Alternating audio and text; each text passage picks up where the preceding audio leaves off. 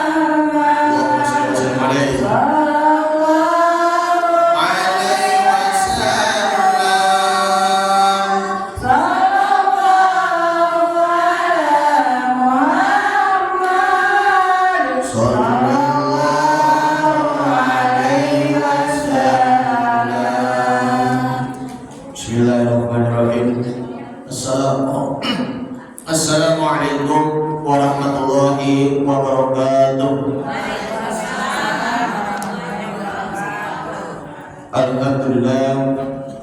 Alhamdulillahirabbil alamin wa bihi nasta'in ala umuri dunya waddin. Wassalatu wassalamu ala asyrafil anbiya'i wal mursalin wa ala alihi washabbihi ajma'in. Amma ba'du. Subhanaka la ilma lana illa ma 'allamtana innaka antal 'alimul hakim. Asyhadu an la ilaha illallah wa asyhadu anna Muhammadan 'abduhu wa rasuluh alladzi la nabiyya ba'dahu. Qala ta'ala fi kitabil karim wa huwa asdaqul qailin.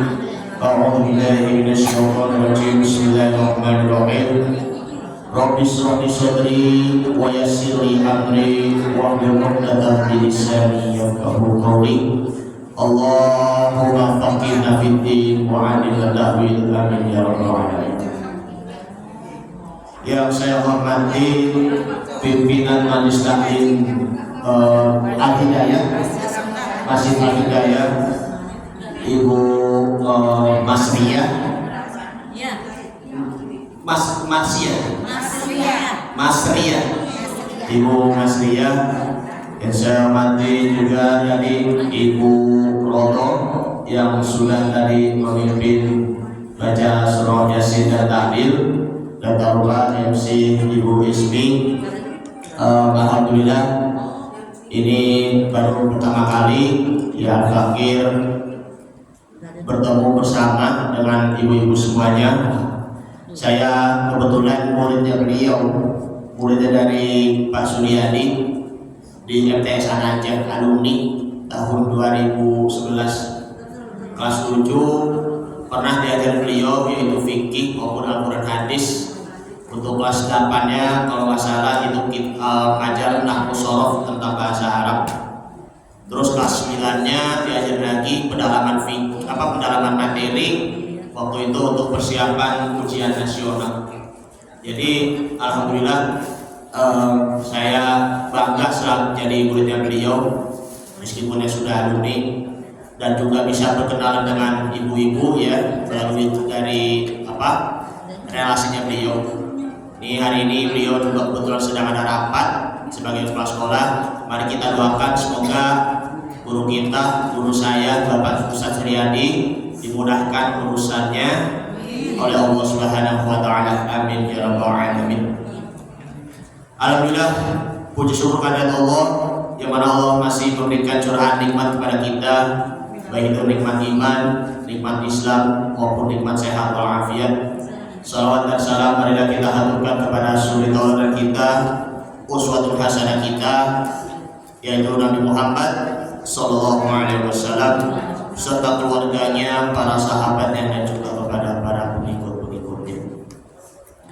Baik ibu sekalian yang Al-Fakir hormati, yang Al-Fakir cintai. Di sini Al-Fakir sebagai badan beliau ini sebenarnya kajian fikih ya. Namun ya karena ini juga sudah siapkan semuanya, yaitu mengenai tentang temanya yakni Al-Quran dan hadis ya. Karena situ juga perlu ada memahami penafsirannya di dalam ayat-ayat Al-Quran. Oleh karena itulah Al-Fakir akan menyampaikan tema yang sangat menarik sekali, yaitu 10 penyebab lapangnya hati. Nah, sekali lagi akan menyampaikan yaitu 10 penyebab lapangnya hati. Kenapa Al-Fakir mengambil tema di sini? Karena kita sudah pernah ngalamin, kenapa kok hidup saya kok makin sempit, ya kan? Hidup kita kok makin sempit. Sempitnya itu bukan karena jalanannya saja, bukan karena gangnya kecil saja, ya toh, tetapi melainkan adalah hati. Kalau kita melihat kisahnya dari seorang Nabi Musa alaihi salam yang ketika beliau berhadapan dengan musuh bebuyutan yaitu adalah Fir'aun. Memang menghadapi musuh bebuyutan Fir'aun itu memang sangat berat sekali. Cobaan-cobaan dari Nabi Musa itu memang sangat berat. Bagaimana bisa menolong Nabi Musa alaihi salam agar beliau bisa menghadapinya dengan lapang dada. Oleh karena itu dalam surah Toha, surah yang ke-20 ayat 25-28 yang sering kita bacakan, apalagi sering kita membuka forum ya kan, ataupun pembukaan dalam tausiah ataupun kultum dan lain sebagainya, maka itu bacanya beliau adalah Rabbi shrah li sadri wa yassir li amri wahlul 'uqdatam min lisani yafqahu qawli. Ya Allah ya Rabbi, lapangkanlah dadaku, wa yassir li amri, dan mudahkanlah urusanku, wahlul 'uqdatam min lisani, dan lepaskan kekakuan di lidahku. yafqahu qawli, supaya mereka mengerti perkataanku. Nah, di situ doanya yang diucapkan oleh Nabi Musa alaihissalam sudah dijawab oleh Allah Subhanahu wa taala, sehingga beliau tetap berjalan menjalankan misi dakwahnya meskipun dihalang-halangi oleh Fir'aun. Masya Allah. Makanya kalau kita mau hidupnya itu berlapang dada, kalau kita benar-benar ingin hidupnya senang maupun juga bahagia, maka tentunya perlunya yaitu ada 10 sebab lapangnya hati. Karena ini juga dapat menguatkan keikhlasan kita untuk beribadah kepada Allah Subhanahu wa taala. Karena sudur itu kan juga merupakan sinonim dari kata qalbun, ya kan? Makanya innahu alimun bidzatis sudur. Sesungguhnya Allah Subhanahu wa taala mengetahui segala isi hati. Sudur di sini yang itu adalah dada. Nah, yang pertama yaitu kita mentauhidkan kepada Allah Subhanahu wa taala. Dengan mentauhidkan kepada Allah Subhanahu wa taala, kita perlu lagi untuk apa? Untuk beriman kembali. Karena ada di dalam surah An-Nisa ayat 136, ya ayyuhalladzina amanu aminu billahi wa rusulihi wal kitabi al-ayat. Wahai orang-orang yang beriman, maka hendaklah kalian untuk kembali lagi beriman kepada Allah Subhanahu wa taala. Sudah jelas, mohon maaf, kita ngaku-ngaku orang beriman tetapi kenyataannya tidak beriman, bukan? Udah ngaku orang-orang beriman tetapi kenyataannya tidak sholat. Udah ngaku orang-orang beriman tetapi tidak pernah puasa. Udah ngaku orang-orang beriman tetapi tidak pernah berzakat. Udah ngaku orang beriman tetapi kadang suka mendapat kebencian. Makanya tuh ditekankan lagi dalam firman Allah Subhanahu wa taala, Allah menegaskan kembali aminu. Dari kata amana yu'minu imanan fahuwa mu'minun. Nah, kita di sini hidupnya itu aman, insya Allah. Kita di sini hidupnya tentram, insya Allah. Tenang, tentram dan juga damai. Makanya aminun, makanya hendaklah kalian beriman kembali kepada Allah Subhanahu wa taala, ya, kemudian kepada Rasul-Rasulnya dan kitab-kitabnya, yaitu Al-Quranul Karim al-ayat. Jadi dalam tafsir Asy-Sya'rawi karangan dari Syekh Mutawalli Asy-Sya'rawi, seorang ulama dari Mesir, bahwa wahai orang-orang yang beriman, kata beliau, kata Syekh Mutawalli Asy-Sya'rawi, hendaklah kalian beriman kepada Allah dari waktu ke waktu. Dari waktu ke waktu. Apa yang dimaksud dengan hal itu? Maka hendaknya kita berkembang iman kita, mengupgrade iman kita, dan juga memperbaharui iman kita. Maka nanti iman kita di hari ini akan menjadi lebih baik dibandingkan dengan iman kita yang kemarin.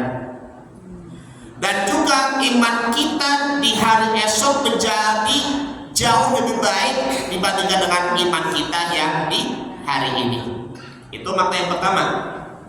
Yang kedua yaitu kata Syekh Mutawalli Asy-Sya'rawi, bahwa wahai orang-orang yang beriman, hendaklah kalian beristiqomah dalam beriman kepada Allah Subhanahu wa taala. Karena sudah tahu kan di dalam surah Fussilat, surah yang ke-41 ayat 30, innal ladzina qalu rabbunallahu tsumma istaqamu tatanazzalu alaihimul malaikah. Artinya sesungguhnya mereka berkata Tuhan kami itu adalah Allah, kemudian mereka beristiqomalah yaitu mereka tetap berteguh pendirian. Tatanazzalu alaihimul malaikatu, malaikat-malaikat itu akan turun ke bumi. Malaikatu alla takhafu, janganlah kalian takut, wala tahzanu, janganlah kalian pula bersedih, wa abshiru bil jannati allati kuntum tu'adun, hendaklah kalian bergembira karena surga itu sudah tersedia bagi orang-orang yang beristiqomah. Yang kedua. Nah, yang ketiga, kata Syekh Mutawalli Asy'arawi, hendaklah kalian beriman kepada Allah. Tolong terjemahkan ke dalam perbuatan ataupun amalan yang di dunia nyata. Kadang iman itu kan cuma hanya ada di mulut saja. Kadang kita berseru ya ayyuhalladzina amanu, ya kan? Wahai orang-orang yang beriman. Tetapi diri kita sendirinya itu tidak beriman, bukan? Terus juga yang sudah sering disinggung oleh para khotib Jumat tentunya, ittaqullaha haqqa tuqatih, hendaklah kalian bertakwa kepada Allah dengan sebenar-benar takwa. Wala tamutunna illa wa antum muslimun, janganlah kau mati kecuali dalam keadaan Islam, tetapi cuma hanya sebatas mulut saja. Maka dari itu tasdiqul qalbi, ya, menetapkan di hati, wal iqraru bil lisan, dan juga membenarkan dalam lisan, dan wal a'malu bil arkan, dan juga mengaplikasikan dan juga melakukan di dalam kehidupan yang nyata. Yang memang kita selaku orang beriman, kadang kalau kita diberi ujian merasa mengeluh, ya kan? Kadang kalau kita diberi satu musibah saja mengeluh pula. Itulah merupakan orang yang tanda imannya itu setengah-setengah. Makanya itu kalau ujian tersebut itu bukan hanya sekedar di waktu kesedihannya saja, akan tetapi ujiannya itu hanya di waktu lapang. Kalau kita di waktu kebahagiaan senang banget rasanya, gitu kan, rasanya senang. Ataupun kita misalnya lagi rehat, lagi berandai-andai gitu segala macam, sehingga kita lupa. Banyak yang gak lulus ujian di waktu kesenangan. Di waktu kesenangannya lulus, iya. Tetapi di waktu kesenangannya itu malah tidak. Maka itu pun juga merupakan imannya itu pun juga menjadi setengah-setengah. Karena di dalam surah Al-Hajj, surah yang ke-22 ayat 11, Bismillahirrahmanirrahim. Wa minan nasi man ya'budullaha 'ala harf, fa in asabahu khairun itma'anna bih, wa in asabathu fitnatun inqalaba 'ala wajhihi khasirat dunya wal akhirah, dzalika huwal khusranul mubin. Dan di antara manusia yang menyembah kepada Allah dengan berada di tepi, maksudnya berada di tepi di situ artinya itu adalah setengah-setengah. Setengahnya beriman, setengahnya itu adalah maksiat. Setengahnya beriman, setengahnya itu adalah fasik. Setengahnya akhirat yang ada dalam diri kita, maka setengahnya di sini adalah duniawi kita. Khawatirnya setengahnya surga, bahkan setengahnya itu pun neraka. Misalnya melakukan perbuatan ahli surganya di kanan, tetapi juga melakukan perbuatan ahli neraka di kiri. Itu pun yang dinamakan adalah fasik. Fa'in asabahu khairun litama'an nabi, dan jika ia diberi kebaikan, diberi kelapangan, diberi kesenangan, maka ia dapat memperoleh kebajikan. Ketika misalnya lagi sholat, ya bu ya, lagi sholat saking saking istiqomah, Allahu Akbar, Bismillahirrahmanirrahim, Alhamdulillahirabbil alamin, saking khusyuknya begitu, ya Allah. Apalagi saking sholawatan, Allahumma sholli ala Muhammad, begitu kan? Masya Allah. Lagi ini, lagi rajin-rajin bayar zakat, lagi rajin-rajin sedekah, saking senang ya. Tapi dengan kata lain, kalau ditimpa satu musibah, Masya Allah, wa in asobathu fitnatun inqalaba ala wajhihi. Kalau dia ditimpa ujian bencana, ya, maka dia berbaliklah ke belakang, maka dia risikonya akan kembali kepada kekufuran. Ya Allah, makanya tuh kalau keimanan itu juga harus benar-benar full, jangan setengah-setengah, jangan tanggung-tanggung. Hati-hati, jangan sampai kembali kepada kekufuran, rugilah kita. Maka inqalaba ala wajhihi, maka dia berbaliklah ke belakang, khosirat dunia wal akhirah, rugilah ia dunia maupun di akhirat. Dzalika huwal khusranul mubin, dan demikian itulah merupakan kerugian yang nyata. Makanya kalau kita benar-benar sungguh-sungguh untuk bertauhid kepada Allah Subhanahu wa taala, maka hendaknya kita untuk perbaiki lagi hati kita, perbuatan kita, maupun juga lisan kita. Minimal kita kembali lagi untuk kembali perbaiki lagi niat kita hanya untuk Allah Subhanahu wa taala, agar senantiasa kita akan selalu berhusnuzon, berprasangka baik kepada Allah Subhanahu wa taala, agar senantiasa kita berserah diri kepada Allah Subhanahu wa taala, agar kita menjadi orang yang futuhal arifin. Kita akan mendapatkan memperoleh kemenangan bagi orang-orang yang mengenal Allah Subhanahu wa taala. Asmaul husna saja. Ya Allah, ya Rahman, ya Rahim, ya Malik, ya Qudus, ya Salam, ya Mu'min, ya Muhaimin, ya Aziz, ya Jabbar, ya Mutakabbir, ya Khaliq, ya Bari, ya Musawwir, ya Ghaffar, ya Qahar. Nah, cukup dulu sampai situ ya. Terlalu banyak itu 99, karena kalau kita udah terlalu panjang sampai nanti habis waktunya gimana gitu kan, waktunya udah mau sore. Masya Allah, tabarakallah. Nah, situ. Karena dengan kita untuk kembali bertauhid kepada Allah Subhanahu wa taala, insya Allah kita akan menjadi hamba Allah yang taat, hamba Allah yang tunduk dan patuh bulan. Nah, itu yang pertama. Yang kedua yaitu kita berhusnuzon kepada Allah Subhanahu wa taala. Masya Allah, terima kasih. Nah, sekali lagi, yang kedua, kita berprasangka baik kepada Allah Subhanahu wa taala. Kita ketika tadi yang dikatakan ditimpa musibah, maka ia berbalik ke belakang, seakan-akan kita mengatakan, ya Allah, kenapa Engkau memberikan ujian kepadaku seperti itu? Kenapa Engkau anak kami Engkau ciptakan seperti ini? Kenapa anak kami selalu diberi penyakit oleh-Mu yang tak kunjung sembuh, ya kan?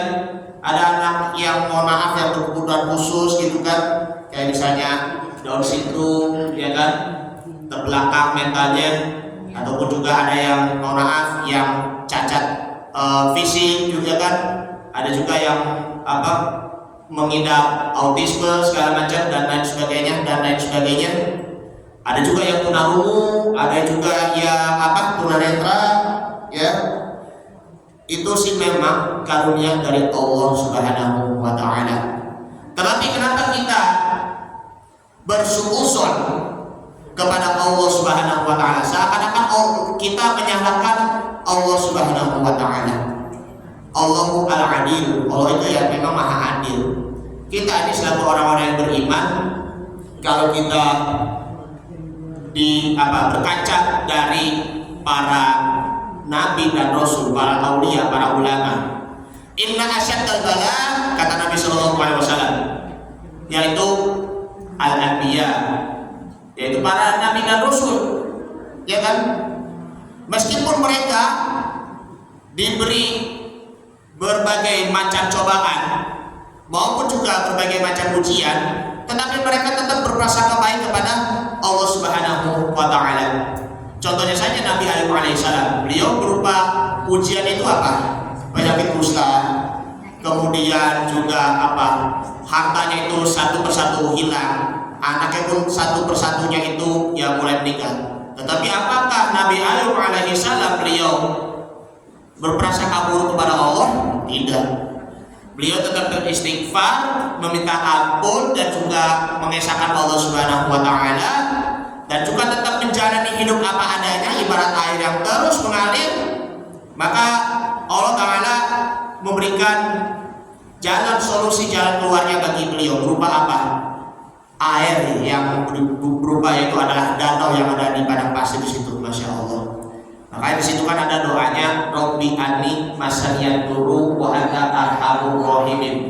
Ya Rob, sesungguhnya aku itu diberi penyakit, diberi apa? Kesakitan.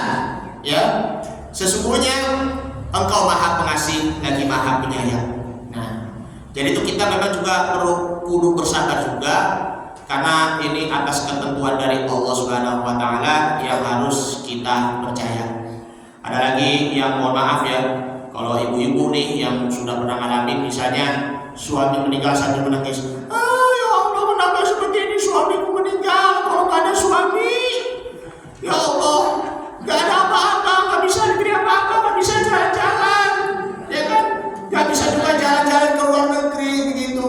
Soalnya hartaku itu tergantung pada suamiku, hartaku itu tergantung dengan gaji suamiku. Ya jangan. Masya Allah. Suaminya sudah meninggal, maka ya istri pun juga harus meneruskan perjuangan suaminya untuk mendidik anak-anak pula. Makanya jangan risaulah mengenai tentang rezeki itu, karena tuh rezeki itu ya memang sudah Allah atur ya, seperti itu. Nah tadi al ulama ya, kemudian summa aulia ya, para wali ya, para wali Allah. Kemudian summal ulama, para ulama. Summal adna bil adna, kemudian ke bawahnya lagi, bawahnya lagi. Siapa itu? Ya kita. Kalau kita ujian apa, iman kita makin naik terus menerus, maka makin berat juga ujian kita, maka makin apa? Ya setinggi pohon bisa segitu, masya Allah. Makin berat levelnya. Maka pertanyaannya, bisa nggak kalau kita menjadi orang-orang yang kuat imannya seperti para nabi dan rasul? Bisa nggak? Nah ini juga perlu direnungi bersama-sama agar kita selalu bersabar, agar kita bahagia dan selalu juga berprasangka baik kepada Allah Subhanahu wa taala. Karena disitulah ada sabda Nabi Muhammad sallallahu alaihi wasallam, an Abi Hurairah radhiyallahu anhu qala Rasulullah sallallahu alaihi wasallam. Ini terdapat dalam hadis qudsi. Hadis qudsi ini adalah hadis yang disadarkan oleh Nabi Muhammad sallallahu alaihi wasallam melalui firman Allah Subhanahu wa taala. Berbeda dengan Al-Qur'an yang tidak tipis. Kalau Al-Qur'an qala ta'ala, kalau hadis qudsi qala Nabi sallallahu alaihi wasallam yaqullahu azza wa jalla. Rasul sallallahu alaihi wasallam bersabda bahwasanya Allah Subhanahu wa taala berfirman seperti itu. Nah, Allah taala berfirman dalam hadis qudsinya, ana inda dhanni 'abdi bi in dhannani khairan falahu wa in dhanna syarran falahu. Ya Allah, ya, nah maksudnya aku menurut persangkaan hambaku kepadaku.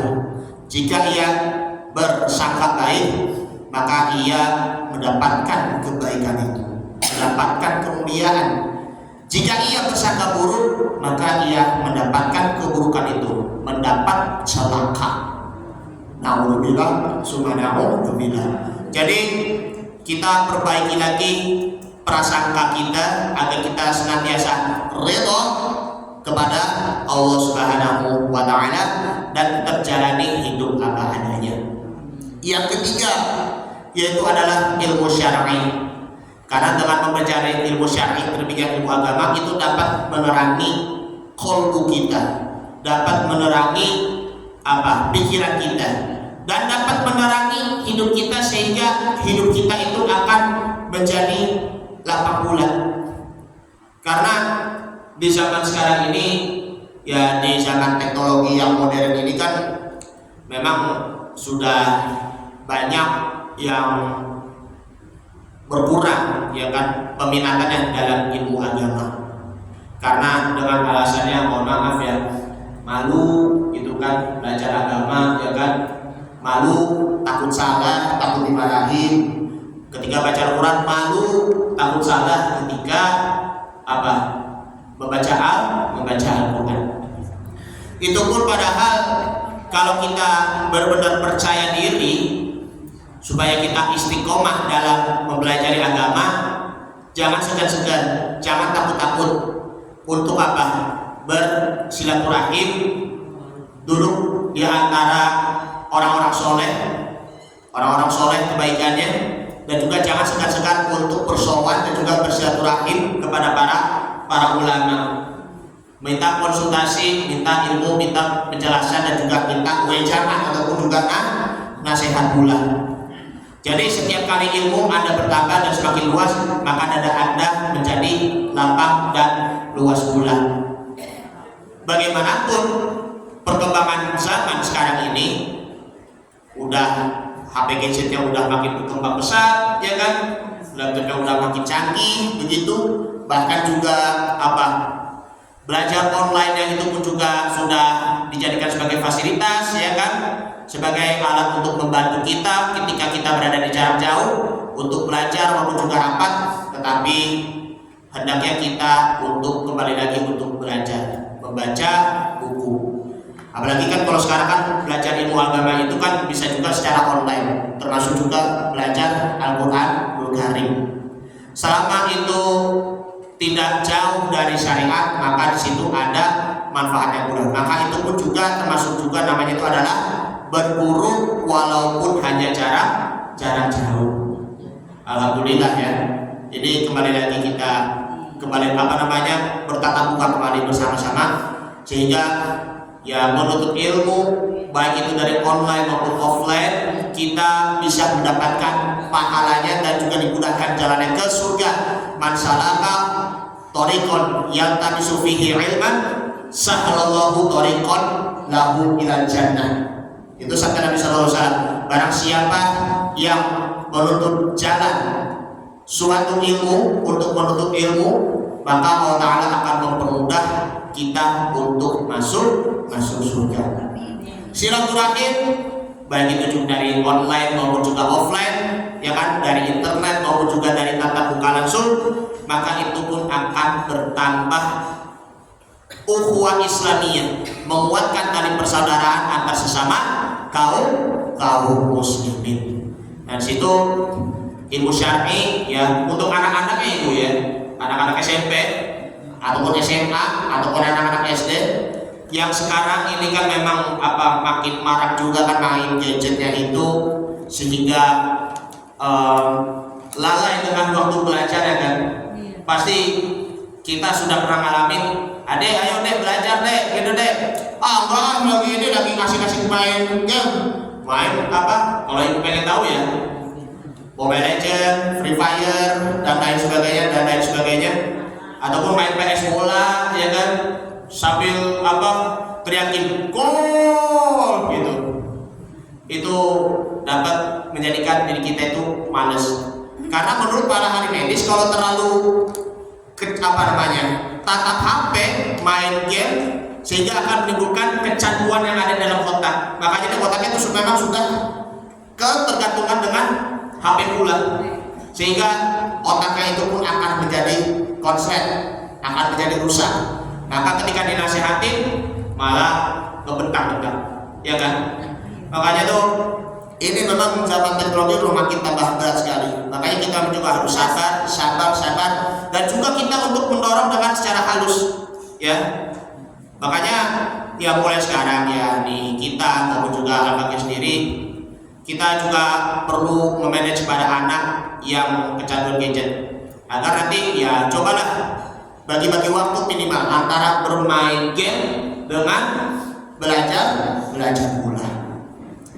Jadi insya Allah kalau udah mengatur waktunya antara bermain game dengan belajar, maka nanti belajarnya itu akan menjadi kegiatan primer, kegiatan yang paling utama dibandingkan dengan bermain game.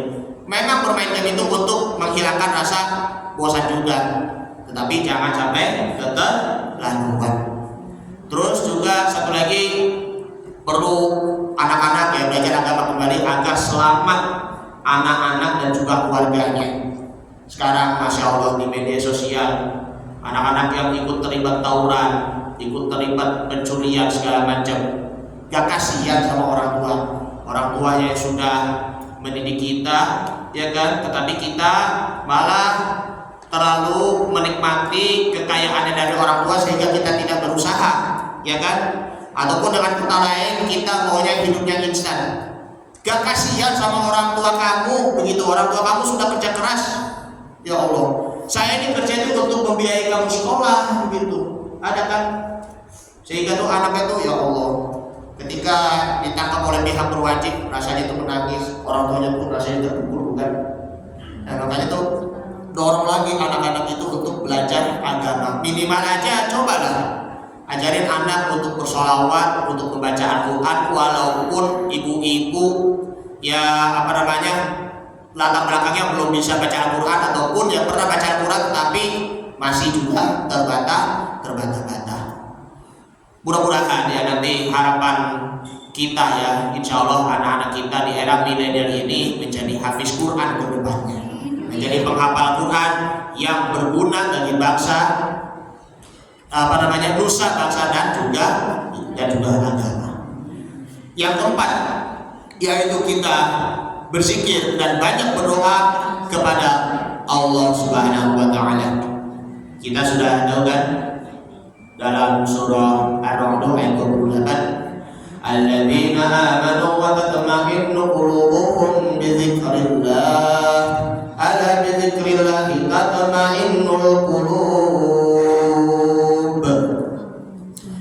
Ketahuilah, berzikir kepada Allah niscaya membuat hatimu akan menjadi tenang. Ala bi dzikrillah tatma'innul qulub. Nah, berzikir kepada Allah Subhanahu wa taala sebagai tanda rasa syukur kita kepada Allah Subhanahu wa taala. Oh ya, baik, sampai 4 dulu ya. Karena ada itu lagi. Baik ya, sampai 4. Nah, di situ